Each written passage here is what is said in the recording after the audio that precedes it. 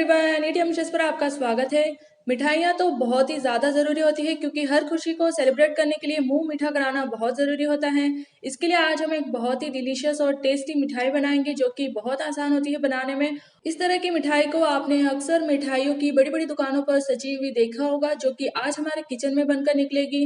और इस तरह की मिठाई को अगर हमने बनाना सीख लिया तो हम भी किसी हलवाई से कम नहीं होंगे। तो फिर चलिए जल्दी से हम इस बहुत ही स्वादिष्ट काजू केसर रोल को बनाना शुरू करते हैं। तो इसके लिए कढ़ाई में हम डाल देंगे 2.25 कप काजू, यानी कि 2 1/4 कप मैंने काजू लिए हैं, जिन्हें कि हम 2 से 3 मिनट तक के लिए ड्राई रोस्ट करेंगे। इन्हें भूनने से, इन्हें इस तरह से सेक लेने से इनके अंदर की जो नमी है वो बिल्कुल ख़त्म हो जाएगी, जिससे कि इसका पाउडर बहुत अच्छे से तैयार हो जाएगा। साथ ही साथ काजू को भून लेने से हमारी इस मिठाई का स्वाद भी बहुत बढ़ जाएगा। तो इसे हम लगातार चलाते रहेंगे और सभी काजू पर जब तक हमें हल्का हल्का सा कलर नज़र ना आने लगे तब तक हम इसे भून लेंगे। ये देखिए, अब जो काजू है ये काफ़ी अच्छे से भून गए हैं। तो इन सभी काजू को हम एक प्लेट में निकाल लेंगे और अच्छे से इन्हें ठंडा होने देंगे। अब काजू निकालने के बाद इसी कढ़ाई में हम डाल देंगे 1.5 कप चीनी, और जिस कप से हम चीनी ले रहे हैं उसी कप से नाप कर हम इसमें पानी डालेंगे। तो 1.5 कप चीनी के लिए इसमें हम डाल देंगे 3/4 कप पानी, और इसे हम मीडियम आंच पर बॉईल ले लेंगे, यानी कि इसका एक उबाल ले लेंगे। और जब तक चीनी इसमें मेल्ट ना हो जाए तब तक हम इसे पका लेंगे। ये देखिए, चाशनी में उबाल आ गया है, तो अब हम गैस फ्लेम को स्लो पर कर देंगे और जब तक चाशनी गाढ़ी ना हो जाए तब तक हम इसे पकने देंगे। अब यहाँ पर काजू भी ठंडे हो गए हैं, तो इसे हम एक मिक्सर जार में भर लेंगे और मैं इसे एक ही बार में पीस रही हूँ, तो अच्छे से इसे ग्राइंड कर लेंगे। ये देखिए, काजू को मैंने पीस लिया है। अब इसमें मैं डाल रही हूँ मिल्क पाउडर, जो कि इस मिठाई का टेस्ट काफ़ी बढ़ा देगा। लेकिन अगर आपके पास मिल्क पाउडर नहीं है तो बिना मिल्क पाउडर के भी ये मिठाई बहुत अच्छी और बहुत ही टेस्टी बनती है। तो ये देखिए, फिर से इन दोनों ही चीज़ों को मैंने अच्छे से ग्राइंड कर लिया है। अब इसे हम एक बाउल में निकाल लेंगे और इस मिठाई को बनाने के लिए हमें काजू का पाउडर इसी तरह से तैयार करना है। तो अभी हम इसे रख देंगे और हमारी चाशनी को हम चेक करेंगे। यहाँ पर हमारी चाशनी भी काफ़ी अच्छे से पक चुकी है और इस मिठाई को बनाने के लिए ये बहुत ज़रूरी होता है कि चाशनी एकदम सही से तैयार हो। अगर चाशनी सही से बन जाए तो हमारी मिठाई एकदम परफेक्ट बनेगी। तो ये देखिए, आप देख सकते हो कि ये चाशनी अब गाढ़ी हो गई है। तो ये आप इस तरह से चेक कर सकते हो, थोड़ा सा इसे ठंडा करके अपनी उंगलियों के बीच में इस तरह से इसे स्ट्रेच कर सकते हो। तो इसमें एक तार बन रहा है, तो ये एकदम परफेक्ट है हमारी मिठाई बनाने के लिए। तो गैस फ्लेम को हम स्लो पर ही रहने देंगे और काजू का पाउडर जो हमने तैयार करके रखा है मिल्क पाउडर के साथ, वो हम इसमें डाल देंगे और अच्छे से इसे मिक्स करते जाएंगे। और जब तक अब मिश्रण जो है गाढ़ा ना हो जाए तब तक हम इसे पकाएंगे। तो ये देखिए, काजू के पाउडर को मैंने चाशनी में अच्छे से मिक्स कर लिया है और इसे पकाने के साथ साथ हमें इसे लगातार चलाते रहना होगा, नहीं तो काजू नीचे चिपक सकते हैं कढ़ाई में। तो लगातार इसे चलाते रहेंगे, ये बात का ज़रूर ध्यान रखें आप। तो इसे लगातार चलाते हुए मैंने 4 से 5 मिनट तक के लिए इसे पका लिया है और अब ये जो मिश्रण है कढ़ाई को इस तरह से छोड़ने लगा है। तो अब हम इसे थोड़ा सा चेक भी कर लेते हैं कि हमारी मिठाई का मिश्रण सही से पका है या नहीं पका है। तो इसके लिए इसमें से हम थोड़ा सा मिश्रण एक प्लेट में निकाल करके थोड़ी देर के लिए ठंडा कर लेंगे। इस तरह से देखिए, तो जो मिश्रण हमने अलग से प्लेट में निकाल कर रखा था, अगर उस मिश्रण की बोल इस तरह से बनने लग जाए, ये देखिए इस तरह से, तो मतलब ये है कि हमारी मिठाई बनाने के लिए ये मिश्रण बिल्कुल तैयार है। तो ये अब अच्छे से तैयार है। तो अब इसे हम 2 हिस्सों में डिवाइड कर लेंगे। तो आधा मिश्रण मैं एक बाउल में निकाल करके ठंडा कर लूँगी।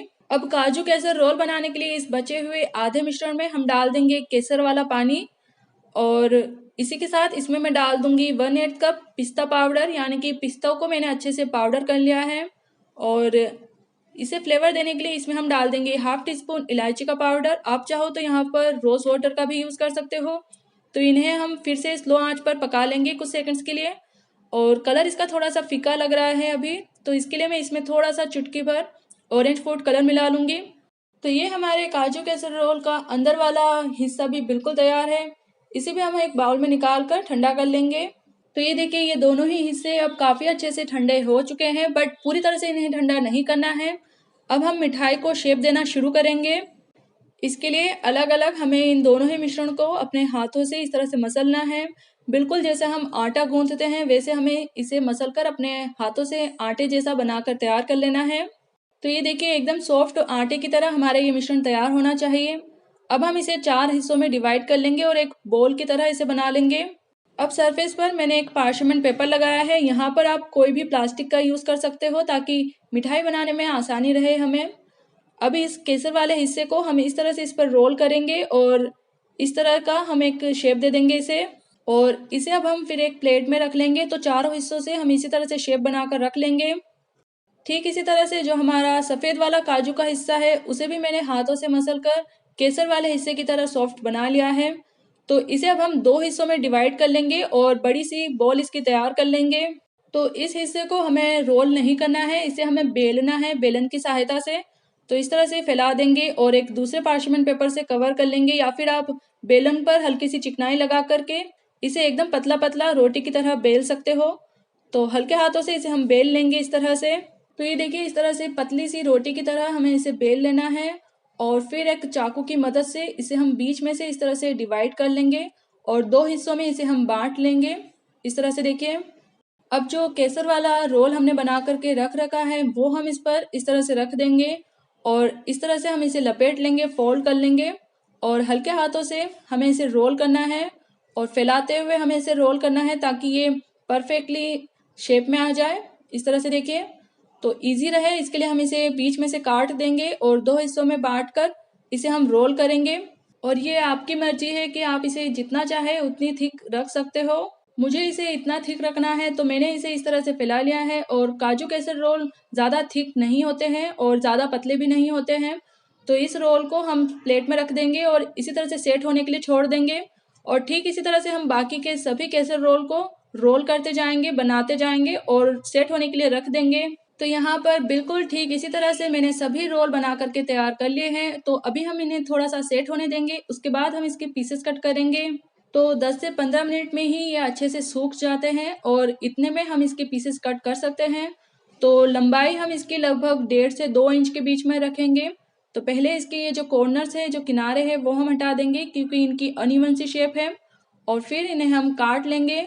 अब हलवाइयों की तरह मिठाई को काटने के लिए हमें एकदम शार्प नाइफ का यूज़ करना है ताकि इसके जो किनारे हैं वो एकदम परफेक्टली शेप में बने और एकदम बिल्कुल भी अनइवन से ना लगे। तो ये देखिए इस तरह से हमारा एक काजू केसर रोल बिल्कुल तैयार है।